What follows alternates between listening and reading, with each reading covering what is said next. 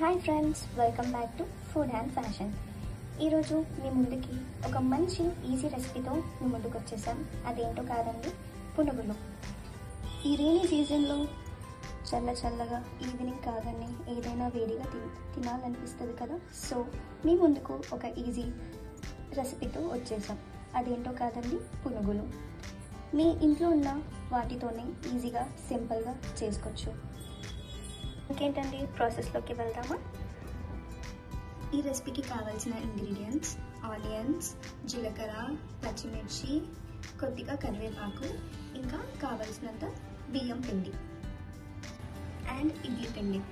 ముందుగా ఈ ఇడ్లీ పిండిలో ఆనియన్స్, పచ్చిమిరపకాయలు, ఇంకా కరివేపాకు,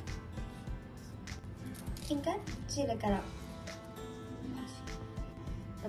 రుచికి సరిపోయినంత ఉప్పు, ఇంకా బియ్యం పిండి వేసుకోవాలి.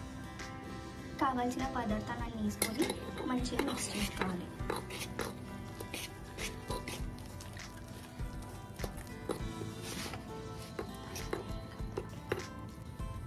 స్టవ్ ఆన్ చేసి బాండి పెట్టుకొని డీప్ ఫ్రైకి కావాల్సినంత ఆయిల్ వేసుకోండి.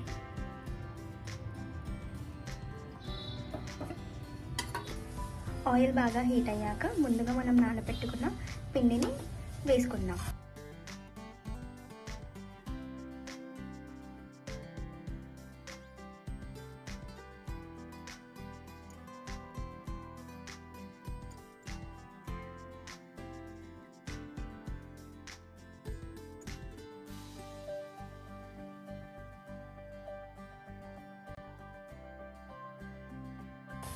సో కొంచెం బ్రౌనిష్ కలర్ వచ్చే వరకు డీప్ ఫ్రై చేసుకుందాం.